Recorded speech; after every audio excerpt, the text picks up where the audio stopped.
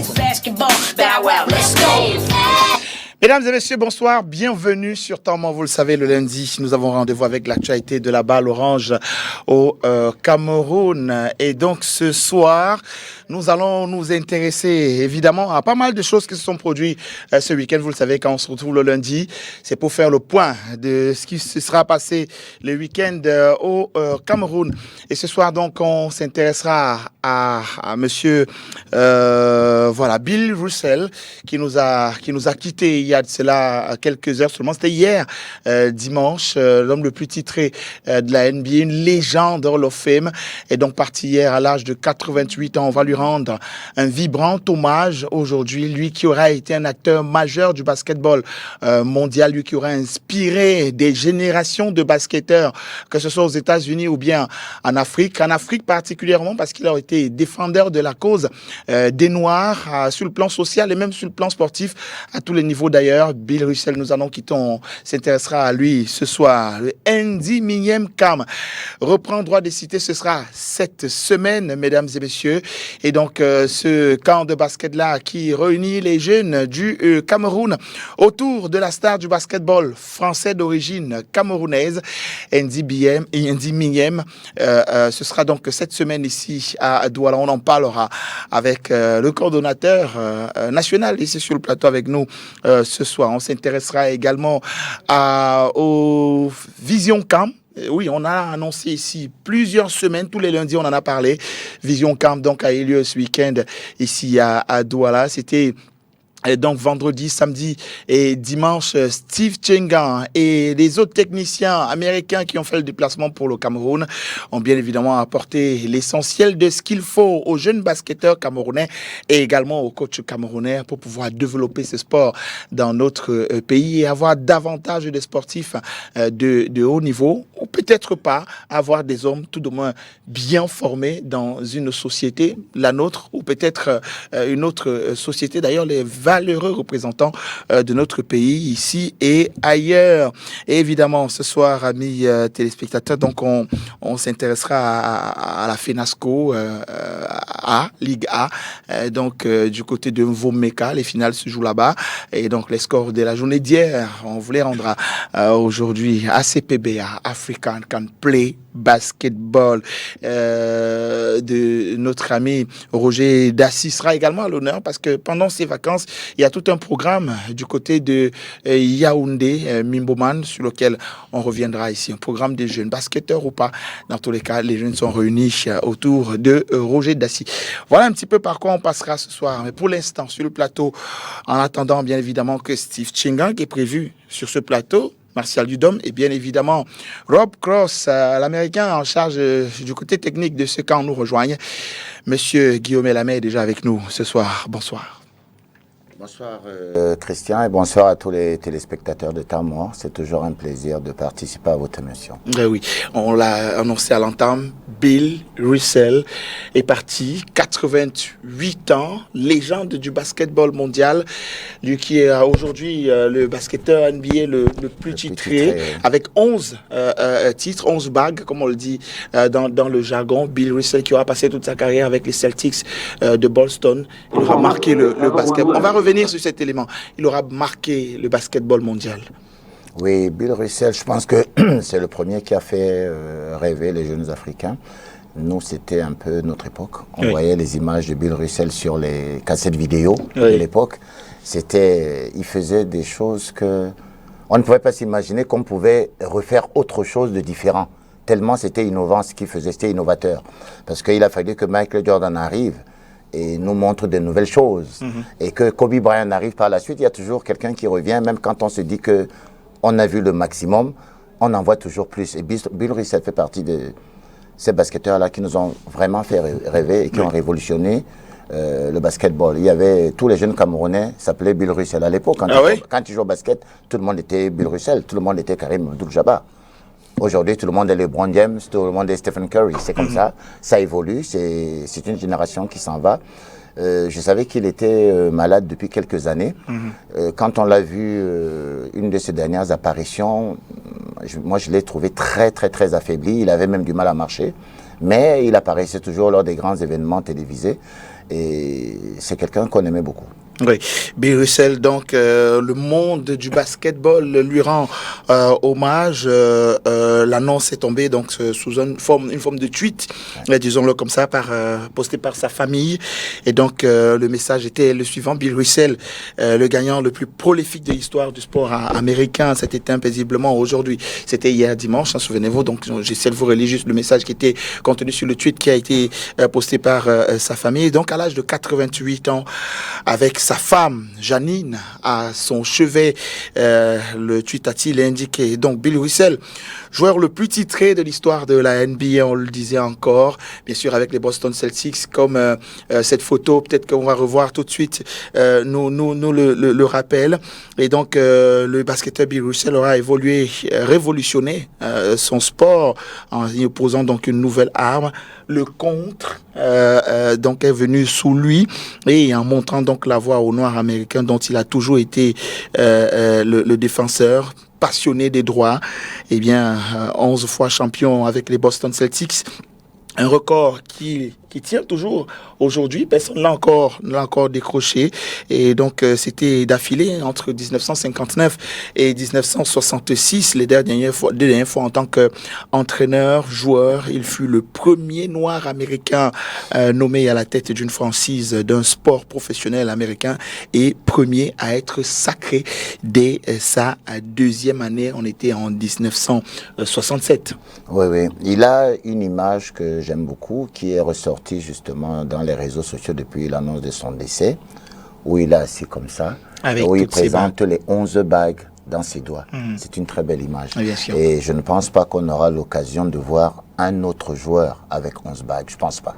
Sincèrement, je ne pense pas. Parce que ce que Bill Russell a fait, on ne peut pas le refaire. On est toujours en train de parler des contemporains, parce que les jeunes ne connaissent pas toujours l'histoire du basket. Et je pense que les gens comme Bill Russell, ce sont les gens qui ont fait avancer le basket. Si je ne me trompe pas, je pense que le titre de meilleur défenseur s'appelle Bill Russell aux États-Unis actuellement à NBA. Voilà, c'était pour lui rendre hommage. Évidemment. Voilà. En parlant d'hommage ce soir, mesdames et messieurs, le monde du basket lui en a rendu énormément. C'est une pluie d'hommages de tous les acteurs du basketball actuels, anciens, eux-mêmes qui lui ont dit au revoir à travers les réseaux sociaux. Et il y a donc aussi ce petit documentaire qui retrace un petit peu la vie de Bill Russell, qui est disponible depuis seulement 3 heures de temps. Je suis sûr que nous sommes la première télévision à la diffuser dans le monde parce que voilà, on est allé fouiller, on a eu la chance de tomber dessus aussitôt qu'elle a été postée. Je vous propose, le temps d'une dizaine de minutes, de revenir sur la vie de cette légende du basketball mondial, Bill Russell, qui nous a quittés hier, il avait 88 ans. Bill Russell, the backbone of the world champion Boston Celtics. Winner for the second straight season of the Most Valuable Player Award. A clutch performer, if ever one lived. He's the brightest star in the NBA. William Felton Russell was a monumental figure in the history of the NBA. One of the greatest players ever, he blazed trails and broke barriers. Yet for all his accolades, one aspect of his transcendent career stands out. He has more titles to his credit than any other player in NBA history. Russell is the greatest winner of all time, the most valuable player of all time, and no one can equal his record of 11 championships in 13 years. Russell grew up in Monroe, Louisiana, before his family moved west to Oakland, California. He was told early that when challenged, he should never back down.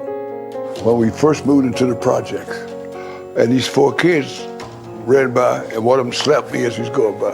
I went upstairs and told my mother, and we went all through the projects looking for those guys. But you're gonna fight every one of them one at a time. It was 5 of them. I lost 3 and won 2. And so I go home, crying, and she says, "Don't cry. You did what you had to do." As a teenager in Oakland, he would blossom into a star at McClymonds High School and go on to play close to home at the University of San Francisco. His defensive abilities were unprecedented. And there's a fight for the rebound. Taft recovers and he can move. Russell blocks his shot, and the Dons are showing their power. Russell led his school to back-to-back NCAA titles and would cap off his amateur career by winning Olympic gold in Melbourne in 1956. Heading into the NBA draft that year, Red Auerbach of the Boston Celtics understood that Russell could transform his team. Auerbach engineered a trade dealing popular all-star Ed Macauley and talented rookie Cliff Hagan to St. Louis, clearing the way for the Celtics to sign Russell. And just as he had done in college, Bill Russell redefined the game defensively. I remember thinking to myself, well, we not only got ourselves a rebounder, but it looks to me like he was such a great athlete for his size and such quickness. I said, I think we're getting a little bit more than we bargained for in Bill Russell. Cousy, waiting for his man, bounce pass to Russell.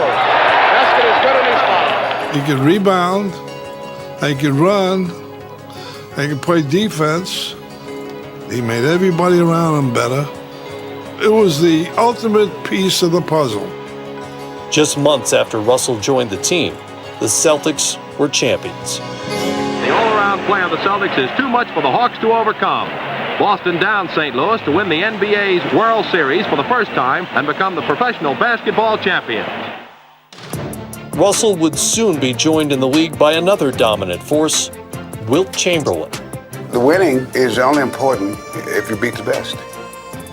My friend Wilt Norman Chamberlain was far and away the best player I've ever played against. Throughout the 1960s, their rivalry would become a centerpiece of the NBA game and captivate audiences. Over the years, it also became one of mutual respect. Wilt's statistics were astounding, but Russell kept collecting championships. Well, after he got in the league, folks were trying to compare us. I decided that I will never change the way I play for the Celtics. Starting in 1959, Russell would lead the Celtics on a still unmatched run in American team sports, 8 consecutive league titles. Bill Russell, 30 points and 40 rebounds. Russell used to become physically ill before every ball game. I mean, that's how much each particular game meant to him. West all alone. Look at Russell come down. And what a play by Russell! Was it important to dominate? Yes. It was important to dominate because one thing that you want to do to your opponents is to make them think, make them know they can't win. You shut a guy down or block a guy's shot and say, yes, we did that to you. If you come back, we'll do it again. That's it. It's all over. It's all over. Everybody in the place is yelling and screaming. They deserve it, John. They're the greatest basketball team that was ever assembled. But even as they dominated throughout the 1960s, Russell and his teammates also had to battle the degradations of racism. One such instance took place before a preseason game against the St. Louis Hawks, scheduled to be played in Lexington, Kentucky. Casey went down to the restaurant in the hotel we were staying, and they would not serve him. We decided we weren't going to play. Russell helped lead a boycott of African-American players from both teams. Russell's sense of justice extended beyond the world of basketball. He also sought to make a difference in society at large. After civil rights leader Medgar Evers was murdered, Russell flew to Jackson, Mississippi to help oversee the integration of youth basketball games. Well, do you think that you will get some white kids to play basketball with Negro kids? I think so. I don't see why not. My kids play with white kids, and nobody got hurt yet. When heavyweight champion Muhammad Ali refused to fight in Vietnam because of his religious beliefs, Russell joined America's finest African-American athletes to support him. When we had the summit in Cleveland to see how Muhammad Ali felt about going into the Army, Bill was right there, and with no fear. There's so many things that he contributed by how he lived his life, how he dealt with his success, and the pride that he had. You know, we needed examples of people with pride. Jackie Robinson was a hero to all of us. But my attitude was that Jackie took us from point A to point B. I was not going to revisit point A. I was going to start at point B. By 1966, the Celtics had established themselves as a dynasty. As the legendary Auerbach stepped down, Russell was on the verge of making even more history. With his hiring as Celtics head coach, Bill Russell broke through a long-standing barrier and had to face his share of doubters. As the first Negro coach of a major league sport, can you do the job impartially without any racial prejudice in reverse? Yes. How? Because the most important factor is respect. And basketball respects a man for his ability, period. Russell would grow into his role as player-coach. After a playoff loss, the Celtics recaptured the crown in 1968. The following season, the Celtics were an aging team and found themselves fighting again for an NBA title, but this time as underdogs against a powerful Los Angeles Lakers team that had just added Chamberlain to its roster. It was only fitting that for these two longtime foes, the series would go the distance. I can't help but wonder, how do you feel about going into another seventh game, this time on somebody else's floor? We've done it before. We get back out. For the last game, Jack Kent Cooke was the owner of the Lakers. He put out a sheet in all the seats. When the Lakers win the championship, the balloons in the rafters would fall down, and Chick Hearns would interview Elgin Baylor, Jerry West, and Wilt Chamberlain in that particular order. Well, I took this back to Russell.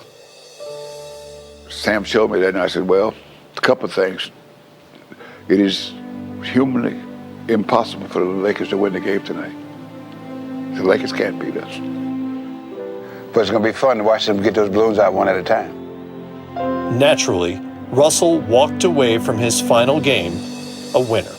Chris, I'm here with Bill Russell. Bill, this must have been a great win for you. Exactly.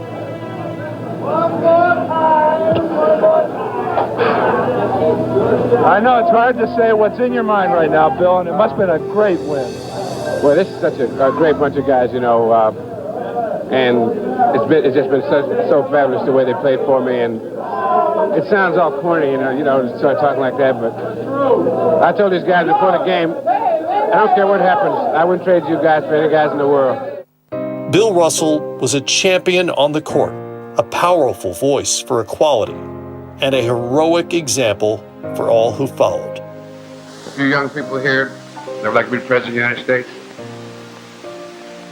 You can do anything that you want to do, if you want to do it bad enough. Thank you very much. Bill Russell, the man, is someone who stood up for the rights and dignity of all men. He marched with King. He stood by Ali and made possible the success of so many who would follow. For the game's ultimate winner, Russell's legacy lives on through the NBA Finals MVP award, which bears his name. I've never wanted to live my life to get accolades or honors or anything. I've tried to live my life doing what I think is right and for the right reasons. And I think that I did okay.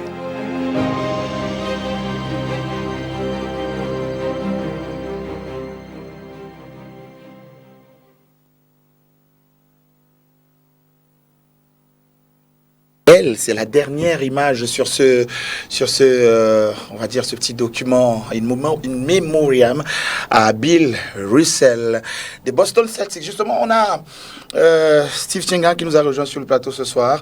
Bonsoir Steve. Bonsoir. Alors, est-ce que je peux me permettre de dire mes condoléances parce que une légende des Boston Celtics pour lesquels tu travailles est donc décédé hier, Bill Russell. Ouais, définitivement. C'est une triste perte, comme le document l'a précisé.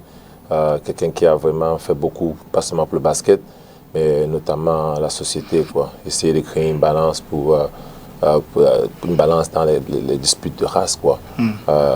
Donc c'est une grosse perte énorme pour pas seulement le basket, comme je l'ai dit tantôt, mais également la société américaine. Yeah. J'imagine qu'il représentait énormément pour Boston Celtics.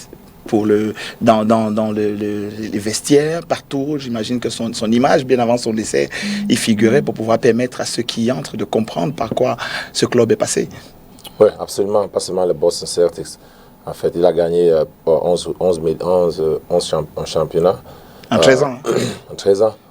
Ce qui est presque impossible si on pense, c'est un sommet que tout le monde essaiera d'atterrir, mais je crois que ce sera difficile à le faire, quoi. C'est difficile de gagner un championnat américain NBA et 11, c'est beaucoup plus difficile que ça. Ouais. Donc, il a mis le sommet très haut pour tous ceux qui essaieront d'atteindre une très bonne fierté pour le monde du basket. Et c'est malheureux qu'il nous ait quittés. Ouais, il était malade. Rob Cross, good evening, bro. Good evening. Welcome to the show. Thank you, brother. How are you today? I'm doing wonderful, man. I'm glad to be here. Yeah, we are talking about Bill Russell. I mean, you know who it is. You work in the basketball here in Cameroon in last day and over the world. Bill Russell was something in your life, in your career as a coach, as a technical coach. Yeah, and for sure, I think like what we just saw in that segment with Bill, it was more than just basketball.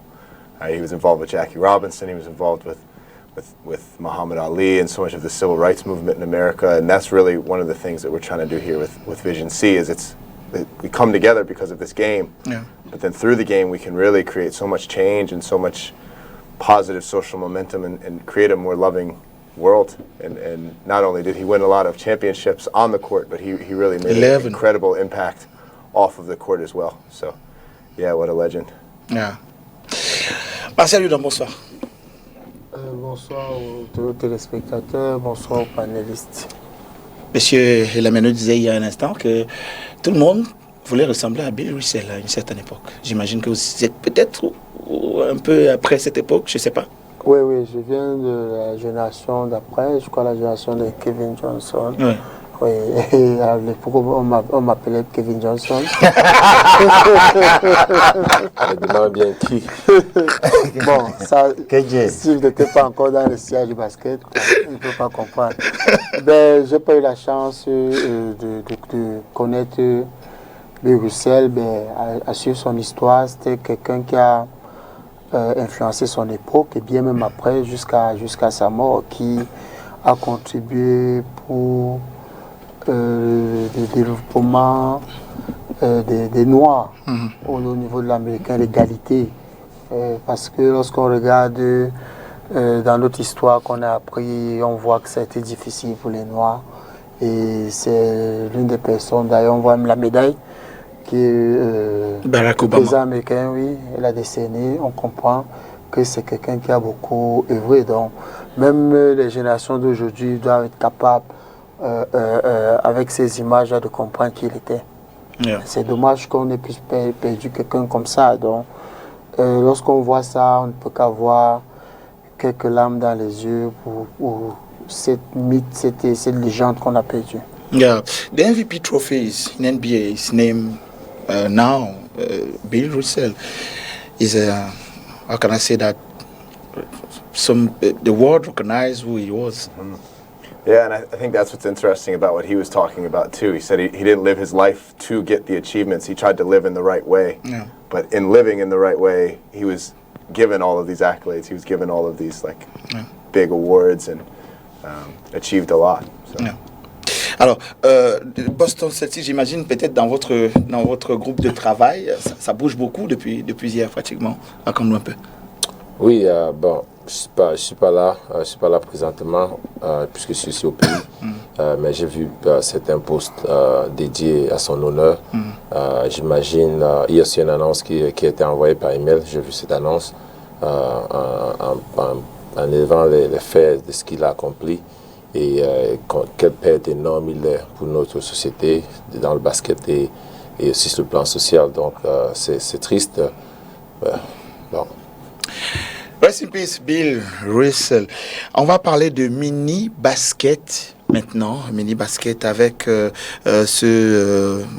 voilà, on va dire, ce petit tournoi des jeunes, ce petit camp de jeunes qui se prépare ici à Douala. Martial Yudom, si vous pouviez nous en dire plus là-dessus, ce que les jeux commencent, comme on peut lire sur ce visuel à l'instant. On voit pas mal de blancs autour. Qu'y a-t-il derrière ce projet? Oui, ce sont un coach, un habit qui vient en Espagne, qui a approché le Centre Fus Academy par le responsable de la formation, Tchassé Picard, qui voulait un espace pour organiser quelque chose pour les jeunes, comme nous sommes pendant les vacances. Et c'est comme ça qu'on a ouvert cet espace. Et l'idée d'une journée de basket. Et puis, en vérité, c'est quand elle va arriver qu'on va discuter avec elle, puisque c'est une dame, et on va voir exactement de quoi il s'agit. Quand Flux Academy a ouvert et encourage ce genre d'initiative, non, on peut hésiter, quitte à voir après ce qu'appelle le camp, puisqu'elle parle d'une possibilité de partenariat. On va voir si c'est possible. Ça nous fait plaisir qu'elle vienne soutenir nos actions qu'on pose déjà depuis 2002. Donc, on aura l'information. Je crois que les médias seront invités pour l'événement qui est mercredi. Donc, c'est demain qu'elle va arriver et qu'on va voir exactement, clairement de quoi il s'agit. Nous sommes ouverts. D'accord. Alors, on n'en dira pas plus, on attendra cette semaine pour pouvoir en savoir davantage sur ce tournoi de mini-basket qui se tiendra du côté du collège Bao. Du côté du collège Bao, mercredi. À Bepanda, c'est ça? Bonamoussadi. Non, Bepanda est entre Bepanda et Bonamoussadi. Et Bonamoussadi, d'accord. C'est la zone qu'on appelle Sable, c'est ça? Non, du tout. Sable, c'est sur la grande rue. Oui, ça, c'est la rue qui part de Bonamoussadi vers Bepanda. Donc, Bao, on ne sait même pas ce que c'est à Bepanda ou est-ce que c'est à Bonamoussadi? Non, c'est à Bonamoussadi. Je pense que c'est le pont. C'est le pont qui fait la limite. D'accord. C'est un tournoi interne donc, qui est organisé par l'Académie Fluxoise dédiée au mini-basket avec la collaboration du coach Marie-Claire Tonja depuis l'Espagne. Comme vous voyez, c'est elle sur le visuel, peut-être on va le regarder. Et puis avec pas mal de personnes qu'elle ramène au Cameroun. Et ce sera donc le 3 août prochain du côté du collège Bao. Il sera 13h, heure du Cameroun. On va parler FENASCO Ligue A en ce moment du côté de Mvomeka. On va rappeler que les filles et les garçons des différentes régions s'y trouvent dans ces deuxièmes journées de basket après celle d'hier. Il y a celle d'aujourd'hui, peut-être revenir déjà sur les résultats d'hier où le Sud est tombé face à Bamenda, la Damawa, autant pour moi. Voilà, c'est la Damawa. Le Sud est tombé face à la Damawa 17 à 25. Le Nord-Ouest est tombé 6 à 58. Ça montre véritablement qu'il n'y a pas beaucoup de basket là-bas. On va d'abord rester chez les filles avant de passer aux garçons, s'il vous plaît, bien vouloir nous suivre. Et puis le Centre l'a emporté face au Nord 40 à 8 et le Littoral l'a emporté de justesse face au Sud-Ouest 32 à 30 chez les garçons. Ça, c'était hier. Et chez les garçons, maintenant, cette fois, le Sud est remonté à 29. Je l'ai dit, est redescendu, pardon. C'est l'Est qui l'a emporté 33 à 29. Il y a le basketball à l'Est. Pas beaucoup entendu parler. Mais bon, 45 à 42 est le score qui a sanctionné le Littoral et l'Ouest. Le Centre l'a emporté de 7 points face à la Damawa 37-30. Et le Nord-Ouest est tombé face à l'Extrême Nord 33-25. Il y a eu la journée d'aujourd'hui dont les résultats viennent seulement de nous parvenir là tout de suite. Malheureusement, du côté de la régie, vous ne les avez pas. Et donc, chez les filles en croisée en matinée, c'était l'Ouest et la Damawa 64 à 13. Et puis le Nord-Ouest est tombé face à l'Est 13 à 26. Le Nord est tombé aussi face au Sud-Ouest 33 à 28. Et puis le Littoral l'a emporté face à l'Extrême Nord 33 à 11. Et puis cette soirée, donc, il y a eu également des matchs qui se sont joués. Dans tous les cas, pas mal de résultats sur lesquels on reviendra tout au long de cette émission, probablement, autant que les visuels parviennent du côté de la réalisation. On va s'intéresser maintenant au camp Ndi Mignem. Andy Mignem is a Cameroonian origin of Cameroon. Yeah, but he's playing for France. Andy Mignem. Do you know that girl? Oh no, Andy Mignem. Okay, this is how can I say that? The coordinator of the program of the camp here in Cameroon. So after Vision Camp, there are another camp. So ce sera le 3. Du 3 au 7 prochain. Aïe, on va peut-être. C'est une image enfilée sur le précédent camp. Non, on va rester sur le camp de Andy. Si vous n'avez pas ces images, on va peut-être y revenir tout à l'heure. Mais Andy Mignem, le camp est de retour à Douala. Oui, quand vous dites que le camp est de retour, le camp n'est jamais parti. Le camp, il se passe une fois par an depuis maintenant 5 ans. Et toujours la 3e semaine du mois de juillet. Cette année, on a ramené, à cause des examens scolaires, on a dû changer nos dates. Je suis un peu déçu là parce que j'ai découvert sur le plateau qu'il y avait ce camp mini-basket qui se déroule le même jour. C'est vraiment dommage parce que le 3, le camp a subi une modification. Nous avons enrichi. Jusqu'à présent, on travaillait avec les moins de 16 ans. Donc c'était les filles de 14 à 15 ans. Et cette année, on a décidé de rajouter un camp mini-basket, donc les moins de 11 ans. Et je pense que, je ne sais pas quelle est la catégorie qui sera dans le camp mini-basket, mais c'est vraiment dommage qu'au lieu que les enfants bénéficient de 2 camps, ils soient obligés de choisir entre l'un et l'autre.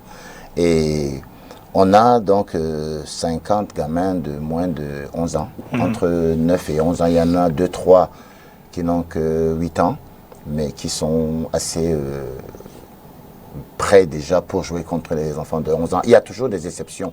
Lorsqu'on prend dans les âges, il y a toujours quelqu'un de précoce et qu'on accepte de prendre. Donc nous sommes dans la dernière ligne droite. Normalement, le camp commence lundi à 8 h. La journée du mercredi sera dédiée uniquement au mini-basket. Donc, on a des enfants qui viennent d'une quinzaine de centres de formation, jusque Bafoussam, Banganté, Konsamba, Yaoundé, tout ça. Et la plupart des gens vont arriver demain soir. Jacques est déjà là depuis, le papa d'Andy, depuis déjà une semaine. On a tout fignolé, on est prêt à commencer. Voilà.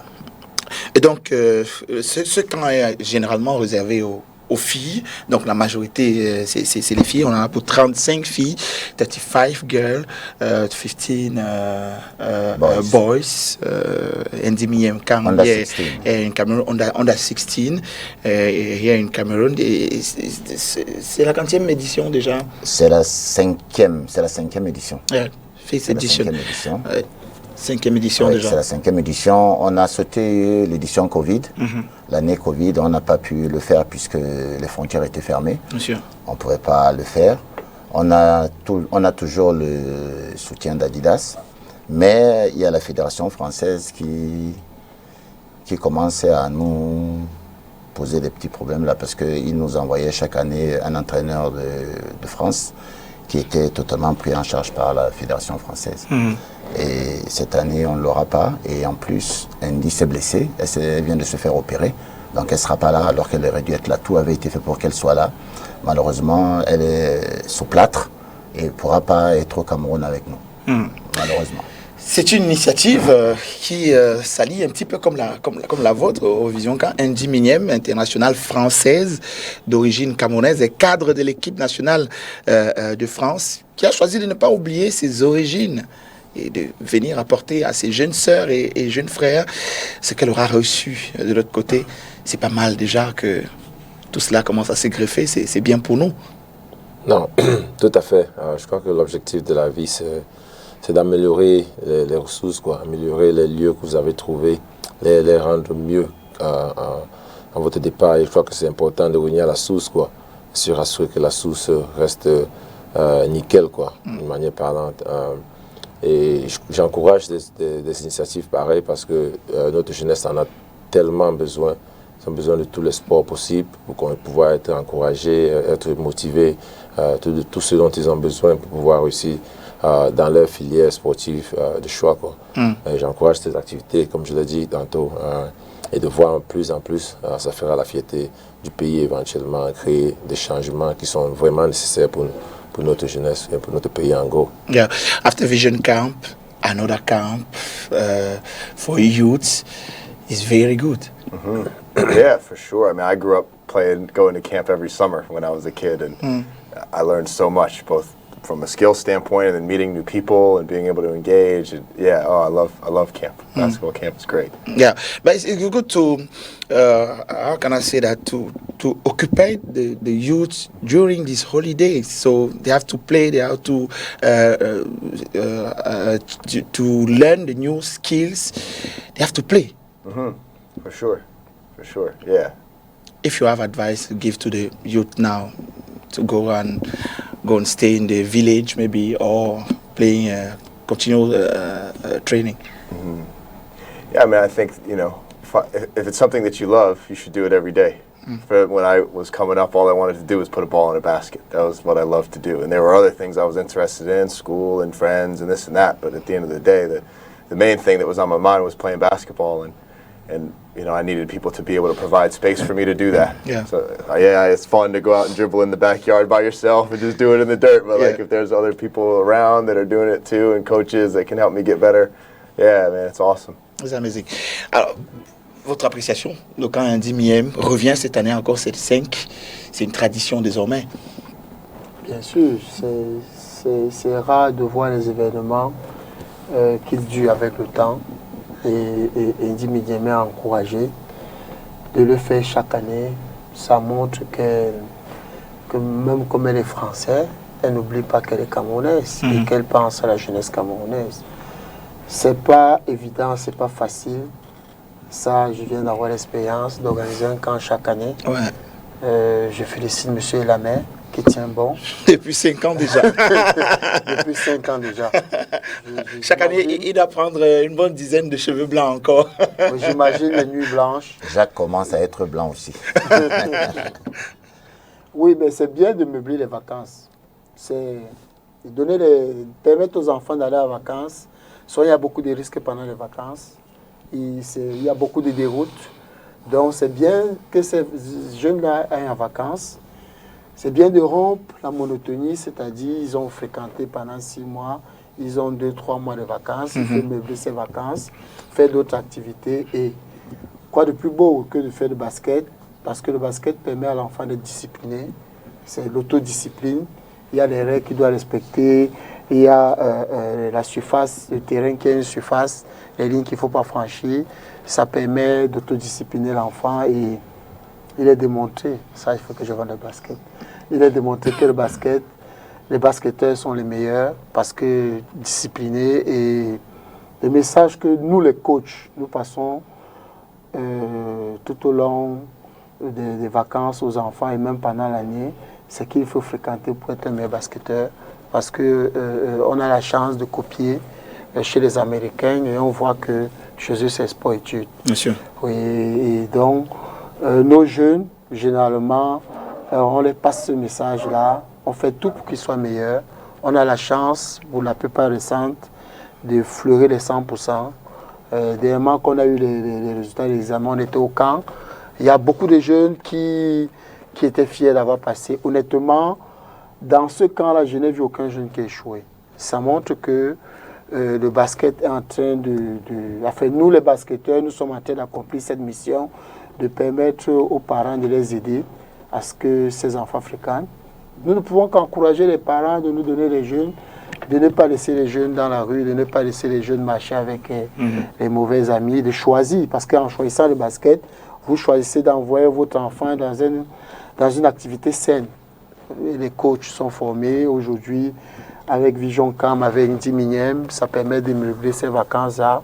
Ça permet de passer tout un autre message aux enfants. Parce qu'on sait toujours que les enseignants, avec les pléthories d'élèves qu'il y a dans les salles de classe, n'ont pas toujours la possibilité de discipliner ces enfants-là. Donc, c'est une sorte de relais.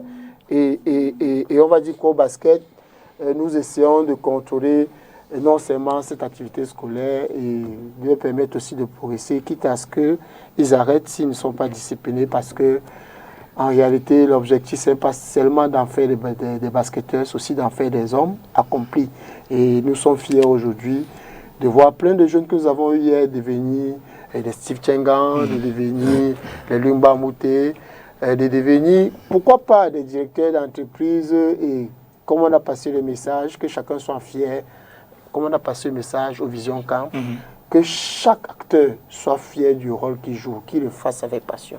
Le Lengue qui est nommé directeur de la BEAC, de l'agence de BEAC du littoral, l'agence BEAC du littoral, ce soir, c'est un basketteur. Le maire de Douala Premier. Maire de Douala Premier, basketteur. C'est le petit frère du maire de Douala Premier. En plus. De très grand basketteur. Voilà. Alors, pour sortir de cette actualité... Je voulais donner une petite précision par rapport à ce qu'il a dit. Et je considère aussi effectivement que nous sommes un relais pour les parents au niveau de la discipline de l'encadrement des enfants. Nous, on a beaucoup de parents qui viennent nous remercier parce qu'il y a parfois l'enfant très indiscipliné à la maison et avec le temps, avec le basket, ils viennent nous remercier pour nous dire que ce que nous, on n'a pas réussi à faire à la maison, vous avez réussi à lui faire ça par le basket. Discipliner l'enfant, l'obliger à faire certaines tâches, faire ses devoirs, aller à l'école, etc. Et moi, j'ai des enfants qui n'allaient pas à l'école. Avant de venir au basket, le mec, il se payait carrément 5 de moyenne. Et bien, dès qu'il se met au basket, avec les règles, les conditions qu'on donne, le mec, il monte, il passe tous ses examens, les parents, ils viennent nous remercier. Vous voyez, ça, c'est un, comment dirais-je, c'est un résultat induit de nos actions. Mais sinon, je tenais à préciser que pour le camp Indimiem, contrairement à certains camps, nous, on ne prépare pas les enfants à partir aux États-Unis ou en France ou à n'importe où. Nous, notre rôle, c'est de donner les bases du basketball aux enfants, de leur enseigner les bonnes manières, les bons gestes. On n'a jamais eu pour vocation de faire partir des joueurs à l'étranger. C'est pour ça que le camp est ouvert à tout le monde. Vous allez venir au camp, vous allez trouver des débutants et vous avez déjà trouvé des joueurs aguerris. Mais la conséquence du camp, aujourd'hui, en 5 ans, il y a déjà des filles qui sont passées par le camp qui jouent en équipe nationale. La jeune, l'autre là, on a des filles qui sont passées par le camp Emmanuela qui sont aux États-Unis. Emmanuela aux États-Unis. On a des jeunes qui sont passés par le camp qui jouent en élite. Il y en a plein maintenant. Et ça veut dire que nous faisons du bon travail. En fait, on leur apporte la partie technique. Super. La partie technique et la partie jeu en équipe. C'est ce qu'on leur apporte. Et ce sera dès le 3 Ça commence le 3 au collège de la Salle jusqu'au 7. La journée du 3 étant réservée aux tout petits. Ok, super. On sera là comme d'habitude. Now talking about Vision Camp. It was 3 amazing days here in the Collège de la Salle in Douala. With you, Rob Cross, coming from USA to, how can I say that, accompagner to reach. It's like that. Help me. Accompagner. Yeah, to accompany. To accompany Steve Tchengan is your friend. Long time ago. Now you are here in Cameroon as he was in your village. He was there. Yeah. So I met Steve, gosh, what was it, about 12 years ago now, I 12. guess? Yeah. Yeah. 12, And Steve had just moved from Cameroon, I guess, about 2 years prior to, or no, I guess 4 years. 6 years prior. Yeah, 6 years prior. But when he was at Vanderbilt and training to become a professional basketball player, I was a manager and worked with the team. And so him and I would get in the gym every night for about 2 years, and I would rebound for him, and he would shoot. And every night during 2 years? Every night.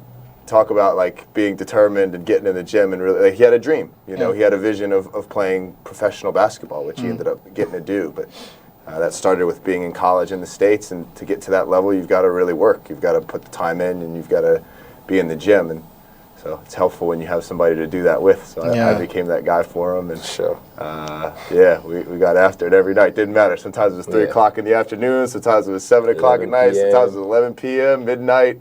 We were try to get in once a day at least. So Le camp, il a eu lieu depuis vendredi jusqu'à dimanche, comme vont le témoigner ces images qu'on va regarder à l'instant. Ils étaient très, très nombreux, ces jeunes qui se sont retrouvés au collège de la salle de Douala. Précisément, 70 jeunes ont répondu, 70 garçons et 30 filles ont répondu présents à cet appel, à ces photos de famille, les dernières images. Et donc, l'ensemble des coachs également, 14 officiellement et plus de 14 pour ceux qui ont choisi de venir aussi. Le président de la Fédération camerounaise de basketball, accompagné bien sûr de son staff, le secrétaire général qui est passé par là et qui a donné également son message. Le président qui parle très rarement, qui a pris la parole, qui parle très rarement. Je n'y croyais pas, je te promets, Steve. Quand il a dit, il est venu, maman, il dit, je vais prendre la parole, il faut que je parle, et qui a encouragé donc les campeurs. Et donc voilà, dans ce vestiaire de Bolton Celtics, Steve Tchenga, notre invité ce soir, et donc en charge du développement des joueurs de ce côté-là. Alors, une vision que tu souhaites laisser peut-être à ceux qui continueront après toi. Parlons-en, Steve. L'idée est simple. Je crois que la meilleure façon d'accomplir quoi que ce soit dans la vie, il faut avoir un objectif. Et j'ai transformé cet objectif en vision. Si tu as ta vision, il est plus facile de pouvoir l'achever, de pouvoir arriver à cet objectif principal dont tu as en vision, quoi. Donc c'est tout l'idée, juste donner ce plan d'action, ce plan d'attaque aux jeunes.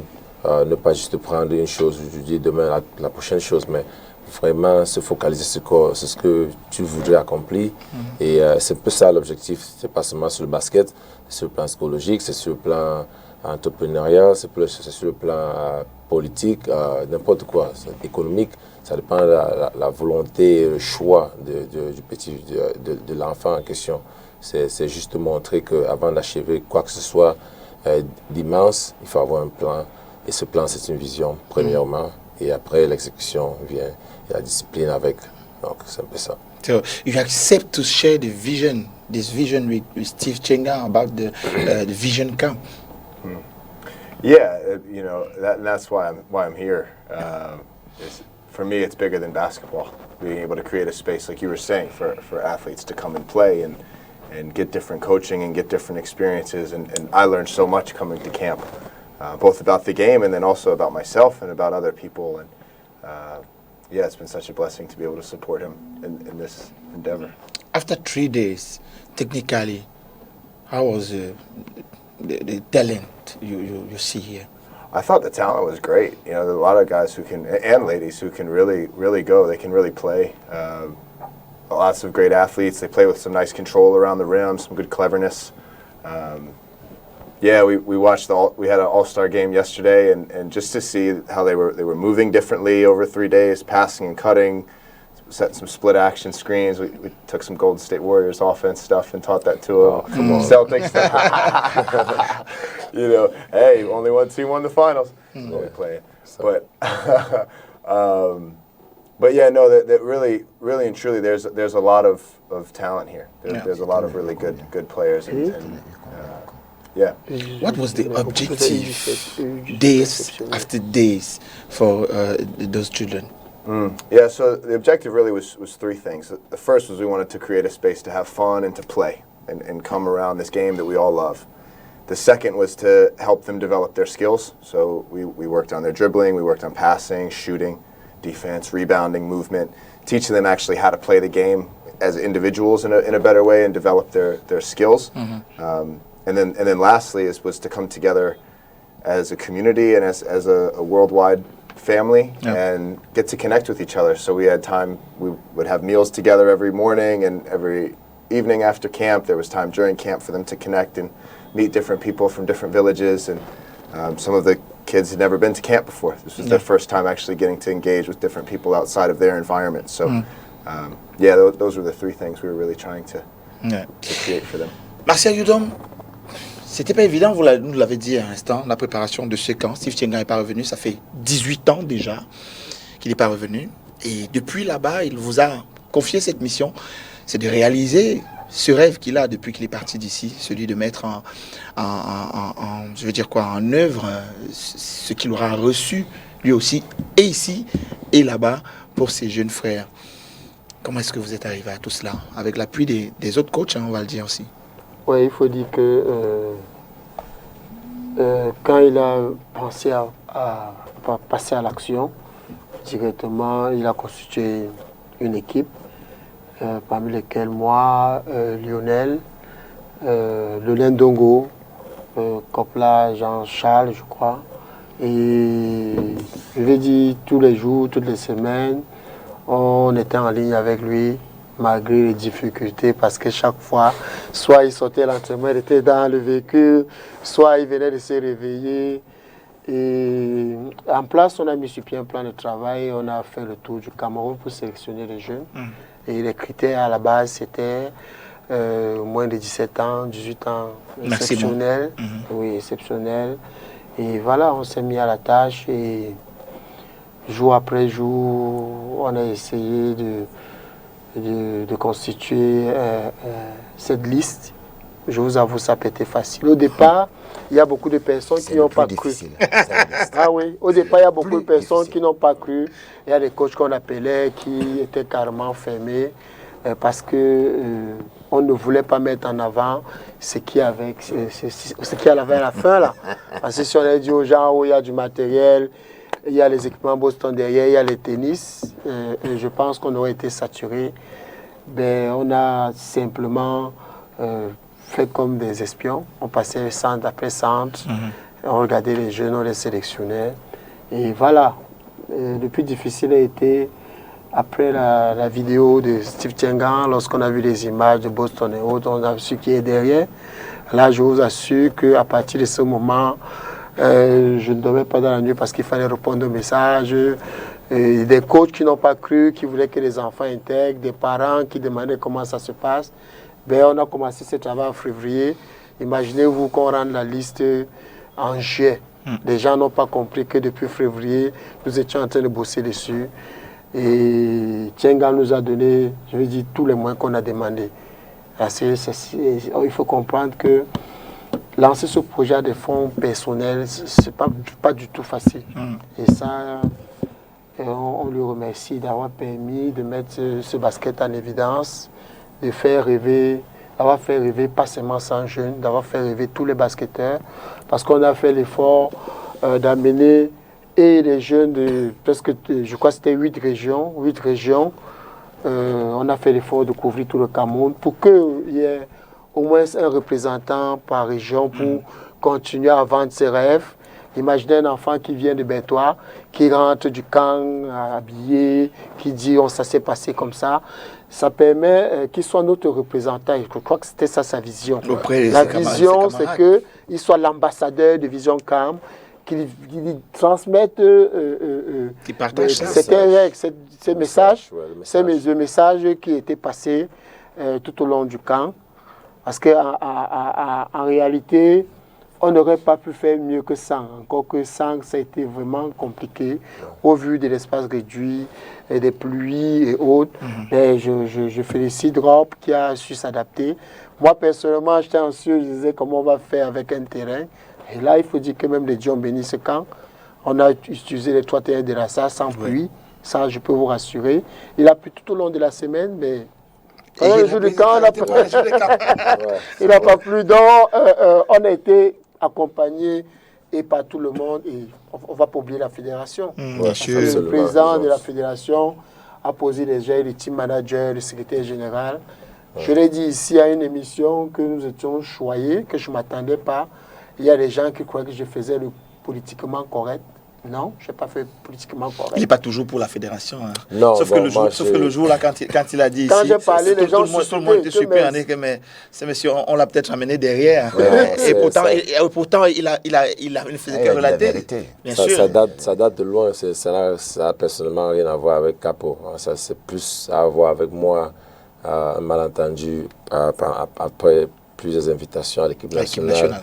Et j'ai pu communiquer clairement et face à face avec le président Ndoukou. Et il comprend la situation. C'est pas évident, spécialement pour certains de nous qui évoluons aux États-Unis. Il y a des obligations que nous ne pouvons pas contrôler. Vous ne maîtrisez pas. Et certainement, c'est quelque chose à travailler personnellement avec la fédération et essayer de comprendre que parfois c'est hors de nos mains, quoi. Donc, je crois que c'est où l'animosité apparaît. Ça, c'est derrière, c'est dans le passé. Je voudrais prendre cette opportunité pour remercier une fois de plus la fédération, pas seulement pour leur présence ce dernier jour physiquement, mais pour ce qu'ils ont fait derrière que personne ne comprendrait, quoi, parce que nous aider correspondre avec nos dirigeants, l'ambassade, pour avoir un laissez-passer et permettre certains trajets, certains voyages s'exécuter plus rapidement, nous accueillir personnellement à l'aéroport. Le président a mis son carnet d'adresses sur cet événement, il faut le dire. Sorti de l'avion. Ouais. Je suis très impressionné par le support. Le manager général de l'équipe nationale, son support depuis nous accepter d'utiliser son bureau comme point d'envoi pour les paquets qui devaient être livrés. Et donc beaucoup de logistique qui ont été facilitées avec la fédération. Je tiens vraiment à les remercier pour cela. Et je crois que le futur est vraiment promettant si on continue à travailler ensemble, au contraire de seul, quoi. Je crois qu'ensemble, avec la fédération, on peut faire beaucoup mieux. Bien sûr, on parle de cette fédération-là qui a souvent reçu, il faut le rappeler, quand même quelques balles des uns et des autres, parfois à tort, parfois à raison. Mais quand on regarde autour de ce que Steve est en train de dire, que beaucoup n'ont pas compris, que certains voient sur ces images, que j'aimerais beaucoup à la réalisation de nous laisser regarder, pendant qu'on échange ici, que la fédération aura impacté cet événement et pourra impacter plusieurs événements. C'est possible. Écoutez, moi, chaque fois qu'il y a un souci avec la Fédé, je le dénonce. Mais chaque fois qu'ils font bien, je le dis. C'est ça. Et ce que Steve dit ne m'étonne pas du tout. Moi qui fais le camp Indy, la fédération est derrière moi. Le président nous facilite exactement comme pour lui. Ouais. C'est les mêmes choses qu'il fait pour le camp. Et c'est pour ça qu'on insiste souvent. Il y a beaucoup de gens qui font des événements en zappant la fédération. Et après, ils viennent se plaindre. Que la Fédé a fait ci, la Fédé a fait ça. Sur la base de oui-dire, oui, sur la base de oui-dire. Peut-être la fédération sera un blocus au Cameroun, il y a un président de fédération, mais on essaie de le contourner pour organiser un événement dans sa circonscription. Ça ne se fait pas. Mais si vous prévenez le président de la fédération des mois à l'avance, même 3 mois à l'avance seulement, mais il met tout en œuvre. Nous, je ne sais pas si vous avez eu ça, mais nous, on a même souvent du courrier qu'il fait pour faciliter soit l'obtention des visas, soit le franchissement des frontières avec le matériel, parce que c'est du matériel qu'on vient de donner de manière gratuite. Sinon, les douaniers vous bloquent, ils vous disent qu'il faut payer, vous allez mettre ça à la boutique à New Bell. Vous voyez, il y a beaucoup de choses. Il y a beaucoup de facilitation de la part de la fédération. Des fois, ils n'aiment pas qu'on en parle, mais il peut aussi apporter des contributions financières. Voyez-vous, il donne du matériel. Moi, par exemple, je sais que je suis très soutenu au niveau du camp Indy Minième par lui. Si vous regardez, chaque fois qu'on a un camp, sur tous nos logos, sur tous nos visuels, nos supports, il y a le logo de la fédération. Toujours. Et le logo de la fédération française. Parce que ce sont nos 2 premiers supports. On ne peut pas faire sans eux. Et quand Steve parle, ça va surprendre certains, mais moi, ça ne me surprend pas. Parce que en réalité, c'est ça la normalité. C'est pour ça qu'un président de la fédération est là. Parce que, en tant que président de la fédération, il va récupérer, il va gagner des résultats du travail de Steve. Parce que ça a été fait sous sa présidence. Donc forcément, il a intérêt à encourager ce genre d'actions qui ne font que développer le basket. Donc, franchement, même si mon voisin de gauche a l'habitude d'amener la Kalachnikov ici, s'il est le premier à venir remercier les bonnes actions du président de la fédération, c'est pas parce qu'on lui a donné une enveloppe, c'est parce que tout simplement il dit la vérité. Bien sûr, on va rester sur toutes ces images de logistique du côté de la régie, voilà. sur toute la logistique, véritablement la prise en charge qu'il y aura eu autour de ces jeunes. On a souvent vu ça avec le camp Indy Minième qui avait mis la barre ici. Guillaume Melamé, quand vous regardez ces images, quand vous regardez ce camp, vous dites... Malheureusement, je n'ai pas pu assister au camp parce que le papa de Andy est là. Nous sommes à 2 jours du début. Ils peuvent dire ce que c'est quand le truc va commencer. Lorsque le dernier jour, on voulait venir au camp, j'étais avec le papa de Andy, mais on était bloqué dans les trucs des maillots, les trucs. On ne pouvait pas. J'ai juste eu vent et puis j'ai vu certaines des images qui passent là. Il faut dire qu'on ne peut pas comparer parce que, comment dirais-je, ce qu'il y a derrière au niveau de l'organisation, ce n'est pas du même niveau non plus. Moi, je dis, au niveau du camp Andy Mignem, on avait mis là-bas vraiment très haut. Et le Vision Camp est venu encore mettre plus haut. Nous, on n'a pas vocation à aller rattraper Vision Camp. Ce n'est pas la compétition. Ce n'est pas la compétition. Et puis, on n'a peut-être pas au final, on se retrouve, mais dans la manière, la démarche, on n'a pas les mêmes objectifs, on n'a pas le même chemin, on n'a pas les mêmes supports financiers, etc. etc. Donc, on ne peut pas prétendre d'aller là-bas. Ce qu'on fait, c'est déjà très très bien. Mais on m'a rapporté qu'il y avait beaucoup de choses comme au camp Andy chez vous aussi. Donc, ça m'a fait plaisir de savoir que Capo a pris un peu chez moi pour aller faire. Ça veut dire que je ne fais pas mal. Non, il faut que je le dise. Oui. Moi, je ne suis pas contre ceux qui pensent que... je ne sais pas quel mot je vais utiliser pour dire le challenge. Quel est le challenge? Ça veut dire que j'ai vu le camp Luc Bangouté, j'ai vu le parc Andy Mignem, j'ai vu des bridges. Qu'est-ce qu'il y a de positif? C'est ça qu'on doit retenir. C'est ça. Pour faire mieux. Nous... On ne dit pas que tout a été parfait. Il y a des choses sur lesquelles nous-mêmes sommes conscients qu'on a échoué. Mais demain, nous serons encore au camp Andy Mignem pour voir ce qu'ils font que nous n'avons pas fait. Il n'y a pas des choses que vous avez échoué, il y a des choses que vous pouvez améliorer. Ok, voilà. Merci pour le rectificatif. Voilà. Mais demain, on sera encore au camp Andy Mignem. Moi, je ne pense pas qu'il faut éviter le mot. Il faut avoir du challenge. C'est-à-dire que je crois que la vision de Vision Camp derrière, c'est ce challenge, c'est-à-dire que les jeunes doivent se battre pour être meilleurs. Tout ce qu'on fait, on doit s'améliorer. C'est le message qu'on a voulu passer aux jeunes. On doit le faire avec passion, on doit le faire avec engagement. Et on doit être honnête de reconnaître qu'à tel niveau, il faut qu'on s'améliore. À tel niveau, on doit se maintenir, faire encore mieux. N'évitons pas ce mot. Oui. Je voulais dire à Steve, je ne sais pas comment, après 18 ans, quand il est arrivé, comment il a perçu le soutien des gens qui étaient autour. Vous connaissez l'esprit camerounais où on a tendance à vous décourager. Lorsque vous faites votre petite équipe, c'est comme si j'ai envie de vous répondre. Votre cœur de la gestion, c'est-à-dire les très proches, comme les Yudom, ça marche. Mais dès que vous élargissez, il y a tellement d'oiseaux de mauvais augure autour qui font tout pour vous décourager et qui font... C'est-à-dire qu'ils sont avec vous, mais en fait, ils ne sont pas avec vous. Si ce n'est qu'avec que vous travaillez, peut-être vous allez vous casser la gueule. Mais maintenant, le plus dur, c'est entrer. Quand vous êtes entré, vous allez déjà savoir comment ça marche, comment vous allez améliorer. Parce que moi, je suis à 5 éditions. Chaque année, je m'améliore. Vous êtes en train de commencer. Et la manière dont vous avez fait, même les images que j'ai vues, j'ai vu que c'était très bien. J'ai vu que, franchement, je ne peux pas... commencer à critiquer pour critiquer. J'ai vu que les images, je n'ai pas pu venir au camp moi-même. J'ai vu que c'était très bien fait, très bien organisé, c'était sérieux. Le problème, c'est que le Camerounais n'aime pas prévoir. Il aime l'improvisation. Dis donc, on va faire. Vous donnez quelque chose à quelqu'un, faire 3 mois à l'avance, il fait ça la veille. Donc, vous allez vous habituer. Et puis, vous allez améliorer. Vous allez améliorer certaines choses. Vous allez changer de personnes avec qui vous travaillez. Vous avez pris celui-ci pour faire vous avez constaté qu'en fait, il n'a rien fait, c'est le voisin qui venait supplier. Donc, l'année prochaine, vous allez le mettre de côté, vous prendrez le voisin. C'est comme ça que vous allez vous améliorer jusqu'à trouver la bonne équipe. So, Rob, what do you think that we have to change to ameliorate the next camp will be better than this? I mean, I think just this was first time. This is first time for Steve being back. With sometimes it's tough with outdoor facilities. Sometimes it rains. Sometimes it doesn't. This logistics, figuring everything out. I think just having time under our belt to do it again will make it better.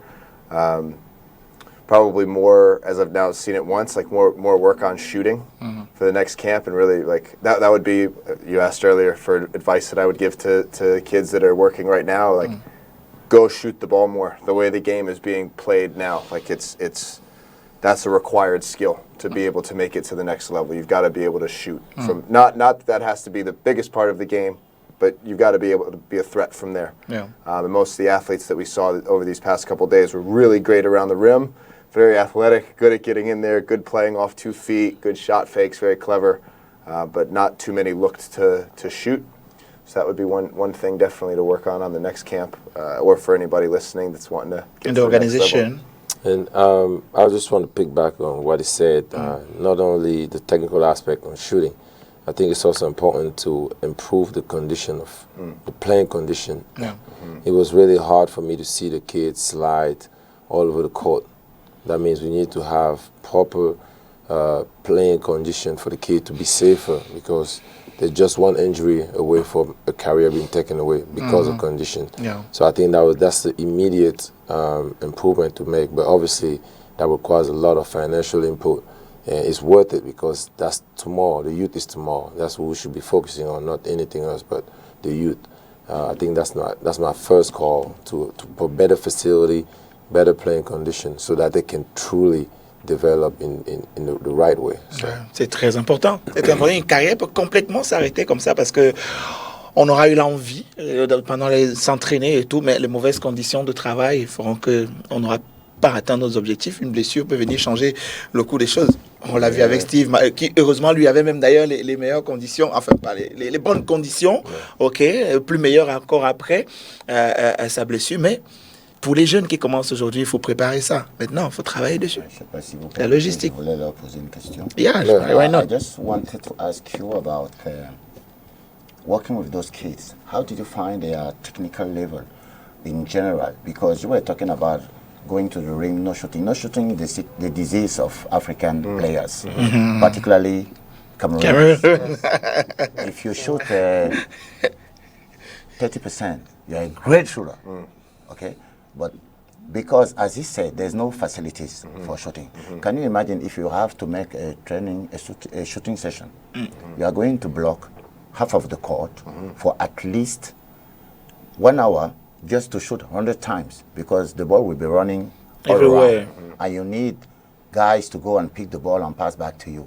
But forgetting about this side, what I want to know is particularly the technical level of the kids that you have, because I'm involved in kids training for many years. He was my player when he was a kid. I trained him, and I want to know, at that time we had very good generation, and they were hard worker.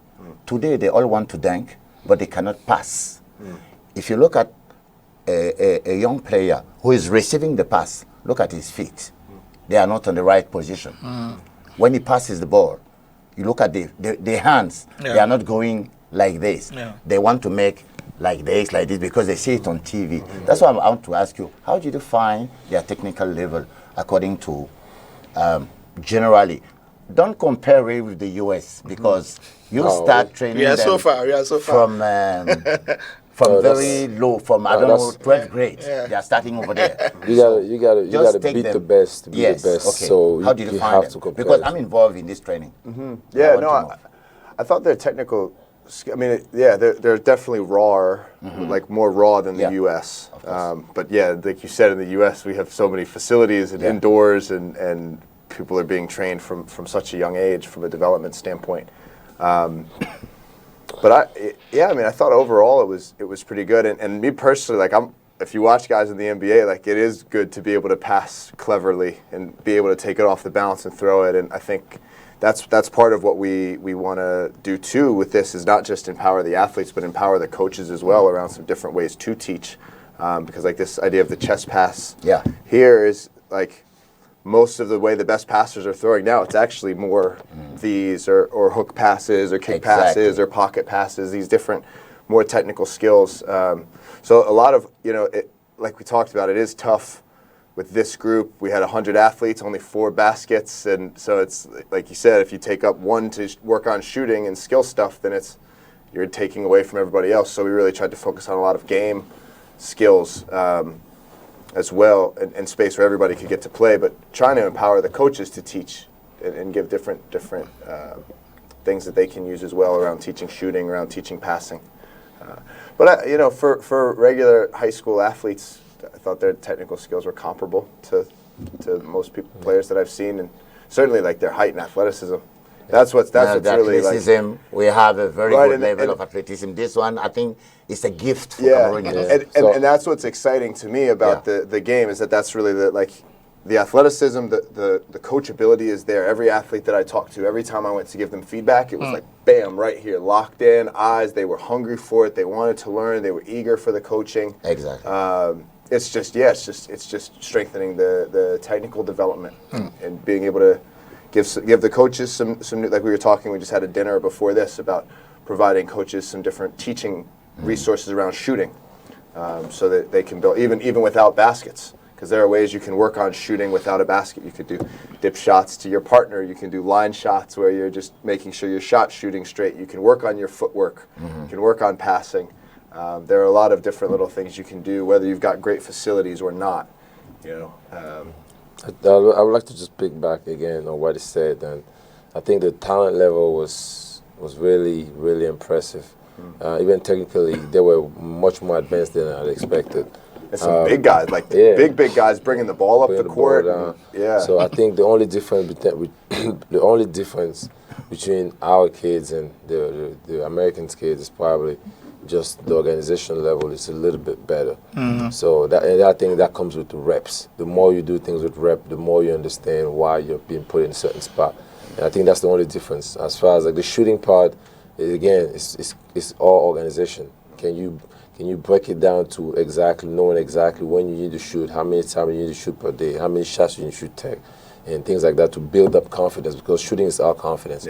You trust it after you miss 3 shots in a row. How can you help us having a shooting machine in Cameroon? Yeah, you know what's ironically, this is my dream, having a shooting machine. We literally talked about Just talking about that. Literally talked. If I could open my phone and have a camera put on it, you will see my last search was I'm not even making this up. My last search was the shooting machine, the basketball shooting machine. Because I think that helps a lot. Like you said, no one has the time to go run around, especially with rims that have no nets and stuff. You don't have the time. So there's efficient way to make the work be more productive. As opposed to, you come home, your son say, hey, Dad, can we go shoot? I'm pretty sure you might slap him because it's too much to do. He's like, I just came from work. So one way to remedy that is to have a shooting machine there available for kids to come in and efficiently work and get the most out of the small time that he has available. Even the old one. Ouais, ça va aller. On va se contenter de ce on va se servir de ce qui sera disponible. With the rail. On va se servir de ce qui sera disponible. Mais avant, il faut dire que tout a été anticipé à travers pas mal de choses apportées à ces jeunes. Une paire de tennis adaptés pour chacun, un ballon adapté. Vous l'avez vu dans ces images à l'instant. Et puis, voilà, un sac où il y avait quand même un dictionnaire anglais-français. Je ne sais pas qui a eu l'idée, mais c'était une magnifique idée d'avoir un dictionnaire dans ce sac offert. Parce qu'il faut parler l'anglais et le français. Donc les francophones doivent pouvoir parler anglais et les anglais doivent pouvoir parler français parce que c'est ça. Le basketball, c'est l'anglais. Si vous me permettez, j'aimerais en discuter, j'aimerais élaborer plus dessus. La raison est simple, on vit dans un pays bilingue. Bilingue. Et par contre, moi-même quand je quittais au Cameroun, j'arrivais à peine à parler anglais. C'était une difficulté de transitionner facilement quand je suis arrivé aux États-Unis.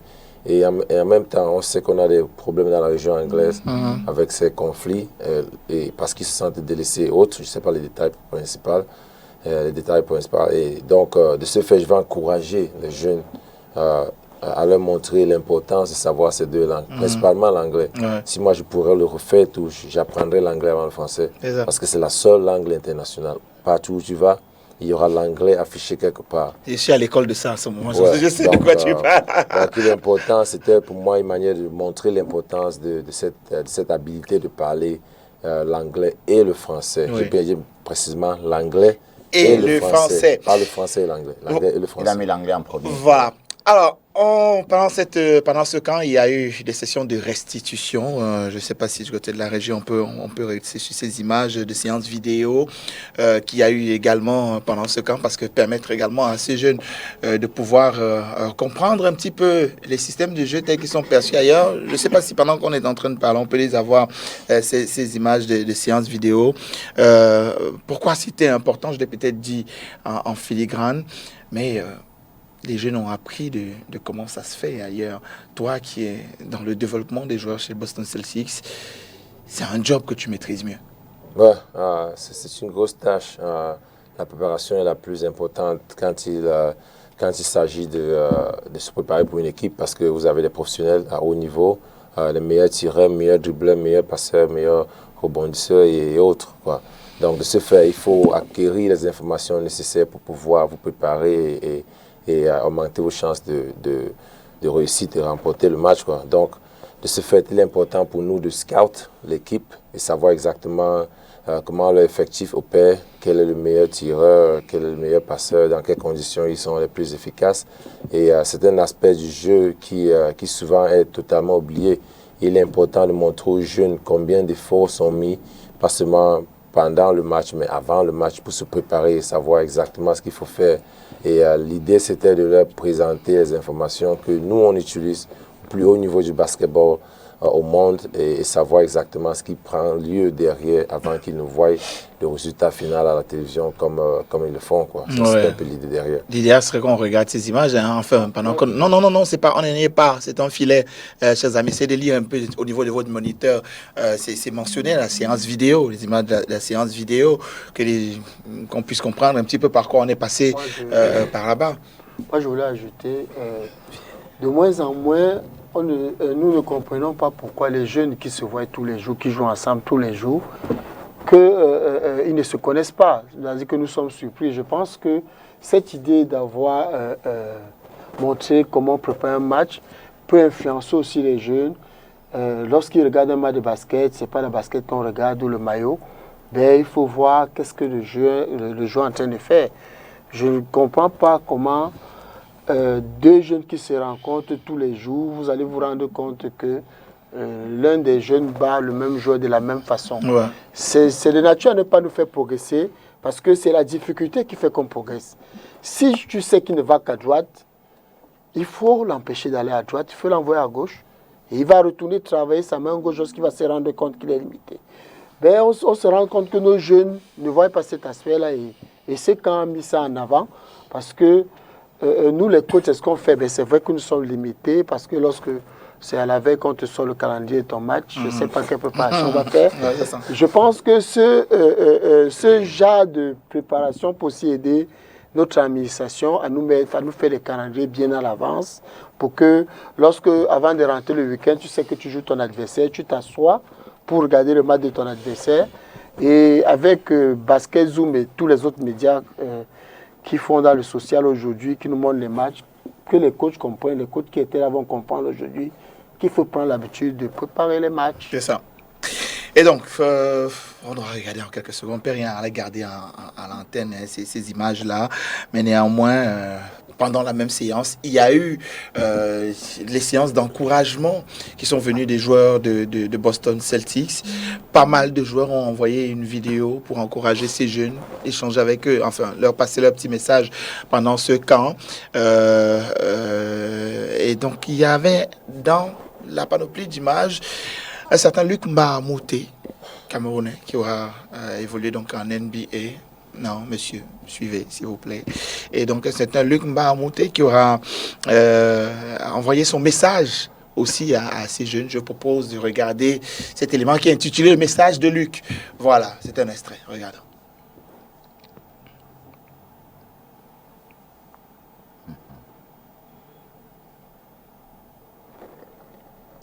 Et donc, je disais tantôt, Luc Mbah-a-Moute aura été parmi ceux qui ont envoyé le message. Je veux que vous sachiez à quel point vous êtes privilégié d'être dans cette position. Il n'y a pas beaucoup de personnes qui le font. Et pour moi, le conseil que je vous donne, c'est d'absorber tout ce qu'on vous donnera. Tous les conseils que les coachs vous donneront, tous les exercices, de vous donner à fond et profiter parce que des initiatives comme ça, il n'y en a pas beaucoup, vous le savez très bien. Profitez au maximum, posez des questions, amusez-vous bien surtout à la fin, amusez-vous. Et encore, je tiens à féliciter Steve pour le travail qu'il fait. Et en tant qu'acteur du basket mondial dans sa position avec les Boston Celtics, je pense que c'est fantastique ce qu'il fait de revenir au Cameroun pour donner la chance à vous, les jeunes. Et donc, ce que je vous dis, c'est de ne pas le lâcher, de ne pas le décevoir, donner tout ce que vous avez pendant les sessions. Et je pense qu'il y aura plein de bonnes choses qui vont se passer pour vous. Alors, bonne chance pour le camp, bonne continuation et à très bientôt.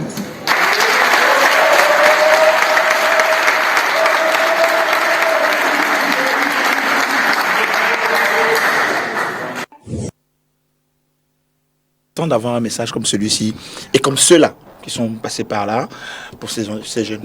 Bah écoutez, Luc Mbamute fait partie des joueurs camerounais que les jeunes d'aujourd'hui ont vu jouer ou dont ont entendu parler.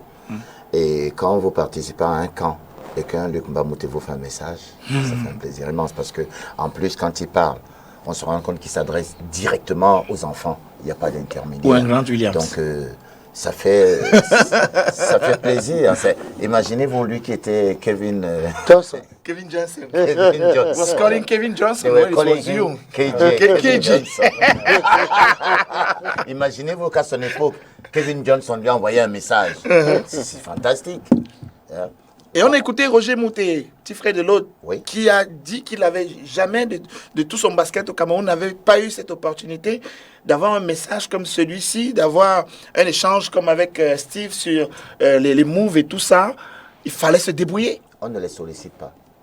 Et quand on les sollicite, ils répondent toujours. Moi, j'en sais quelque chose. On a sollicité plusieurs. Ils ont toujours répondu présent.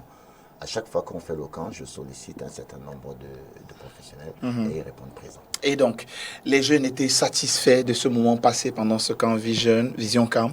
3 jours de prise en charge complète. Ils nous le témoignent dans cet élément. Bonjour,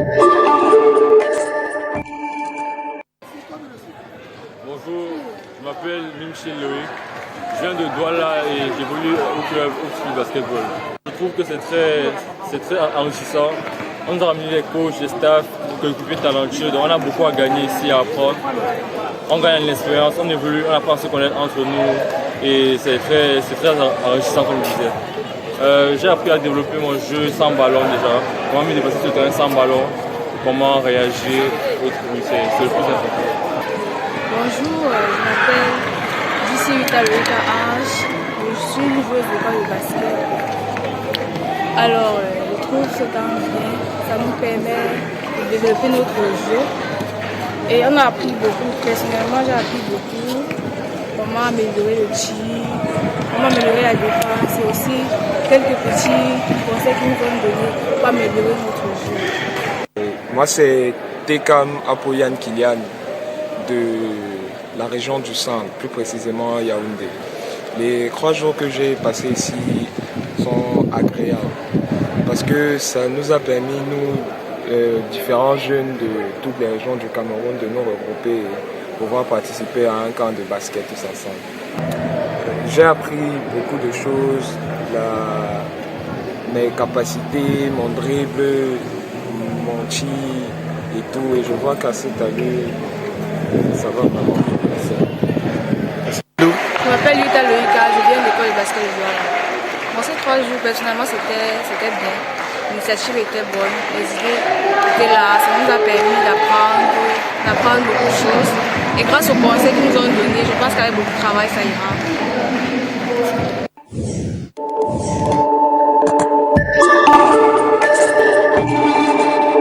On parlait de l'onction de la fédération dans ce camp, ce par quoi ils sont passés avant le camp pour pouvoir faciliter un ensemble de choses plusieurs jours avant. Et même pendant, ils se sont relayés dans le gymnase du collège de la Salle, le secrétaire général de la Fédération camerounaise de basketball, le président lui aussi. Et donc, lors de son passage, là, le secrétaire général de la Fédération camerounaise de basketball, Kamine Joy-Kiti, nous a laissé un petit message. Comment est-ce que la Fédération aura apprécié ce camp organisé ici à Douala? On l'écoute.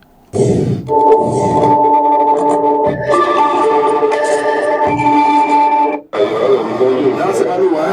Ça va?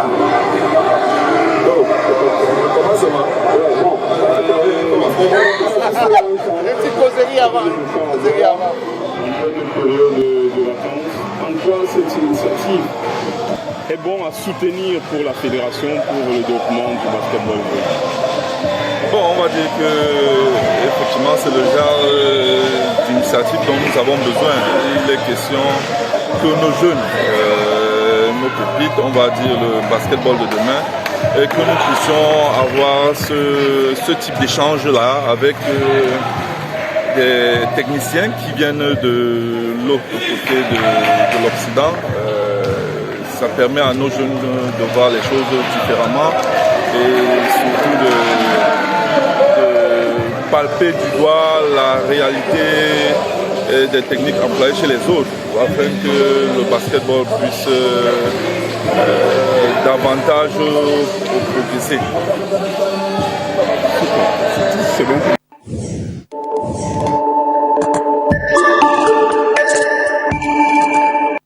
Aussi, ils se sont amusés à côté des enfants. Les coachs se sont amusés. Peut-être qu'on le témoigne ces images qu'on va regarder un petit peu en filet. Ils ont le team manager lui aussi s'est lancé dans ce concours à 3 points. Et les coachs aussi, encouragés par leurs jeunes, c'est les miennes. Et donc voilà, il fait le tour. C'était des maillots à gagner. Le coach qui aura mis le plus de paniers à 3 points.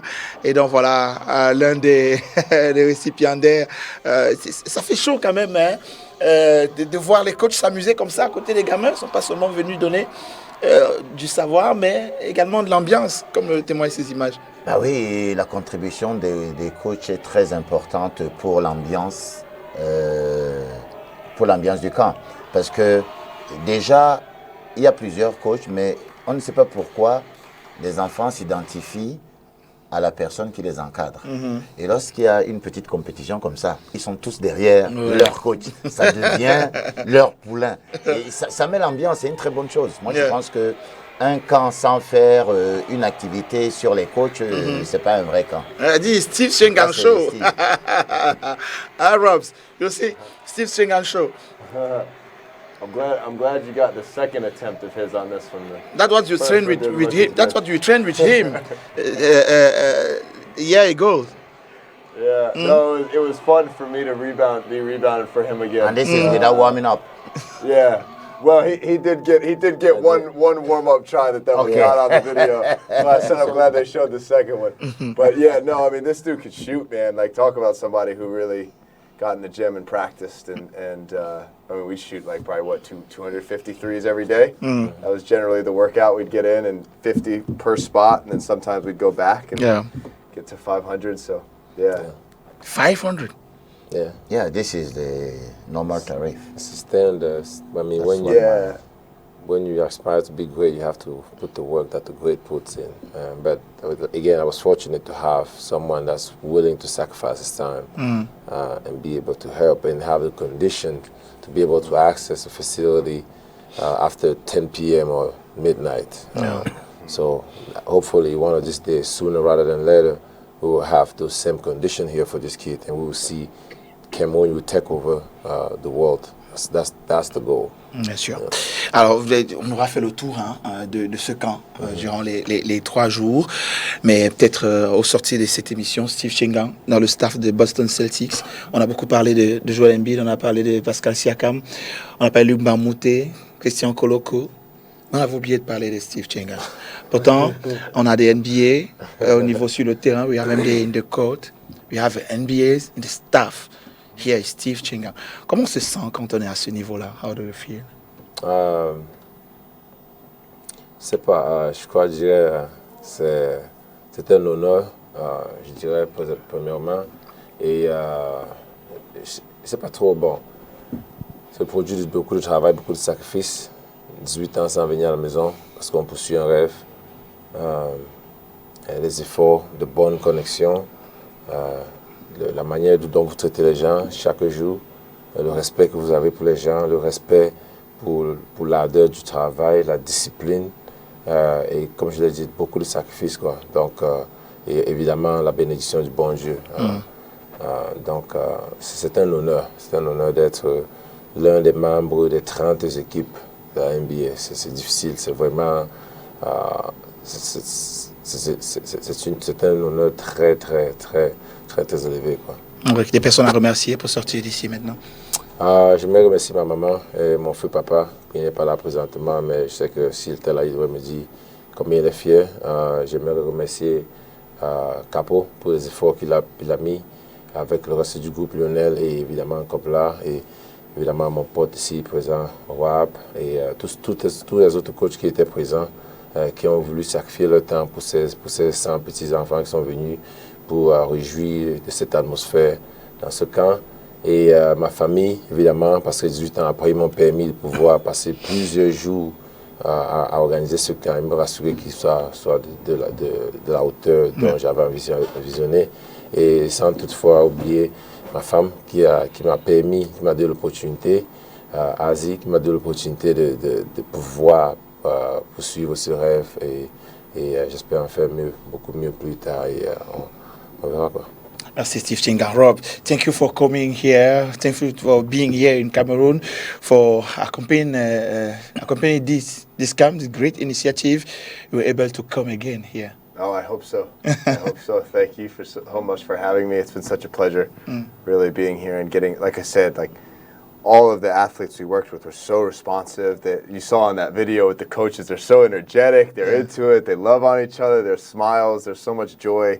And that's what it's really about. You know, at the end of the day, it's a game that we all love. And it's a game that has brought me all over the world to get to play and now brought me here to Cameroon. It's, really wonderful. Thank you. Merci Guillaume, merci Capo, on est toujours ensemble. So we are making a time out sign to count out. Allez, bonne nuit à tous. Salut, bonsoir.